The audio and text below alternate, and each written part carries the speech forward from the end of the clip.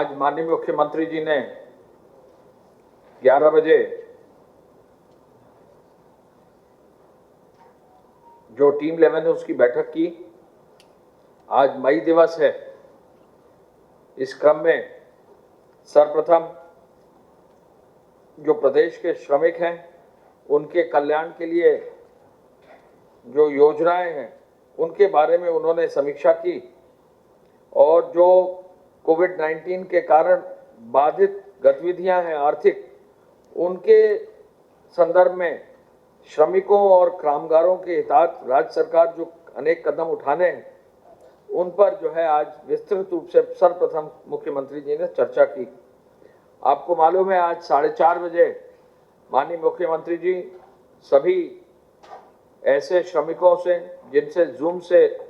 जिनसे जो है वीडियो कॉन्फ्रेंस से कनेक्शन मिलेगा, उनसे ऐसे लोगों से जो है आज पुनः वो चर्चा करने जा रहे हैं और उनसे जो है वार्तालाप भी करेंगे और श्रमिक दिवस के अवसर पर जो राज्य सरकार की योजना के अंतर्गत जिन जिन लोगों को लाभ मिला है उनके खातों में धनराशि गई है उनसे जो है इंटरेक्शन आज 4:30 बजे शाम को होगा। मुख्यमंत्री जी ने कहा कि अब तक दिल्ली से लगभग 4 लाख प्रवासी श्रमिक और कामगार, हरियाणा से 12,000 से अधिक श्रमिक आए हैं, अन्य राज्यों से भी श्रमिक आ रहे हैं, तो इनकी वापसी भी चरणबद्ध रूप से हो रही है। इस पर भी उन्होंने आज विस्तृत चर्चा की। मुख्यमंत्री जी ने ये जाना कि आज मध्य प्रदेश से लगभग 155 बसों से 5,259 हमारे श्रमिक भाई जो हैं आए हैं, वो हमारे प्रदेश में आ चुके हैं, कुछ ही जनपदों में अब पहुंच रहे हैं और विभिन्न जनपदों में उनको रिसीव करके उनके पुनः मेडिकल चेकअप किया जा रहा है। 155 बसों में और इसके साथ ही लगभग 50 बसों में उत्तर प्रदेश में जो मध्य प्रदेश के हमारे श्रमिक थे क्वारंटाइन सेंटर्स में, लगभग 1341 लोग मध्य प्रदेश चले गए हैं। तो मध्य प्रदेश से जो आदान प्रदान होना था वो आज पूरा हुआ, उसकी भी माननीय मुख्यमंत्री जी ने समीक्षा की और कल जो है राजस्थान और उत्तरांचल से जो है श्रमिकों का जो है आदान प्रदान होगा। राजस्थान से लगभग 6,500 से अधिक श्रमिक आएंगे। राजस्थान के कम श्रमिक हमारे प्रदेश में हैं। उत्तरांचल के करीब 1,500 श्रमिक हैं जो हरिद्वार और बरेली से जो है लाए जाएंगे हमारे प्रदेश में।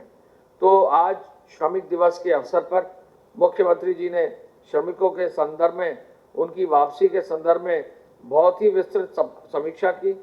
उनका कैसे स्वास्थ्य परीक्षण हो, उनका कैसे जो है डेटा कलेक्ट हो, उनका नाम, पता, मोबाइल नंबर और विवरण रखा जाए और फिर कैसे जब वो जिले के क्वारंटाइन सेंटर से होम क्वारंटाइन में जाएंगे तो वहाँ कम्युनिटी किचन कैसे चालू किया जाए, शौचालय कैसे व्यवस्थित की जाए और सुरक्षा कैसे की जाए, इस पर भी जो है आज उन्होंने समीक्षा की।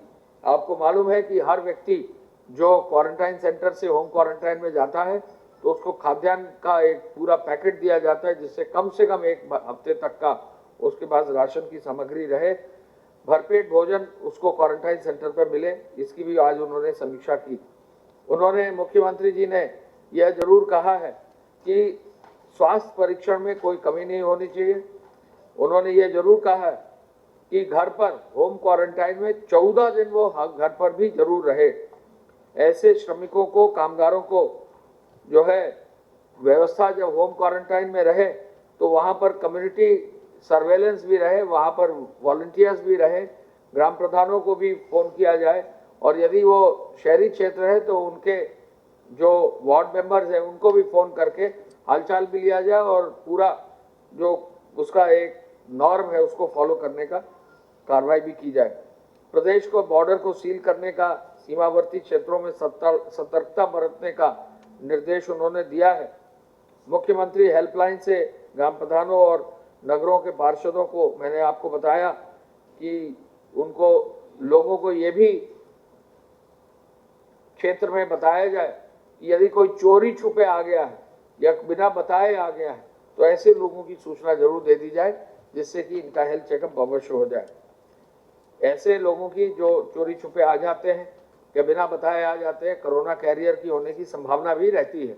तो गांव के हर व्यक्ति को सतर्क रहना चाहिए, गांव के प्रधान और उनके सदस्यों को सतर्क रहना चाहिए कि गांव में कहीं भी अगर बाहर से व्यक्ति आ रहा है और बिना बता के आ रहा है तो उसकी सूचना जरूर दें, उसका स्वास्थ्य परीक्षण जरूर हो।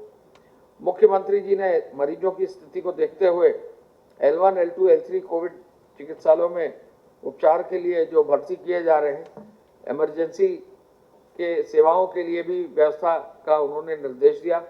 टेलीमेडिसिन पर उन्होंने टेली कंसल्टेंसी पर पुनः बल दिया और ये कहा कि टेली कंसल्टेंसी के माध्यम से चिकित्सीय परामर्श जो दिया जाता है वो सरकारी और निजी चिकित्सकों को जो है देने की सुविधा हो, इसके लिए समाचार पत्रों में इसकी सूची जाए।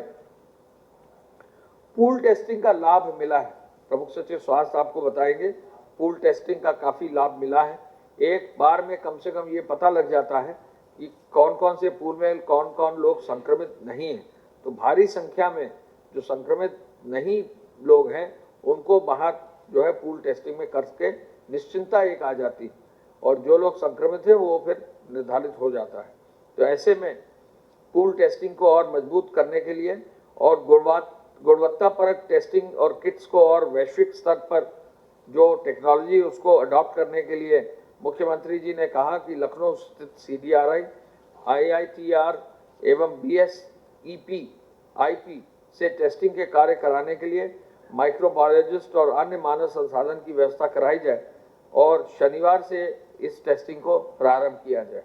मुख्यमंत्री जी ने L1, L2, L3 अस्पतालों में और क्षमता वृद्धि का निर्देश तो आपको दिया ही है, लेकिन private engineering college, dental college, nursing college में आवश्यकता अनुसार अगर जरूरत पड़े तो L1 और L2 चिकित्सालय स्थापित हो, इसका भी निर्देश उन्होंने दिया है।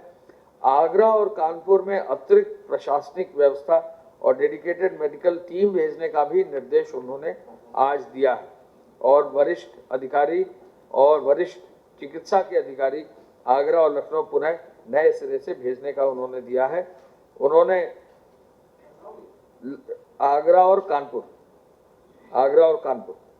कानपुर नगर, उन्होंने ये भी कहा कि हम कोरोना के संक्रमण से बचने के लिए मेडिकल इंस्पेक्शन को हमें हर हालत में रोकना होगा। इमरजेंसी सेवा में भी PPE और किट्स और मास्क और बाकी आवश्यक उपकरणों का उपयोग हो, ये निर्देश उन्होंने पुनः दोहराया है।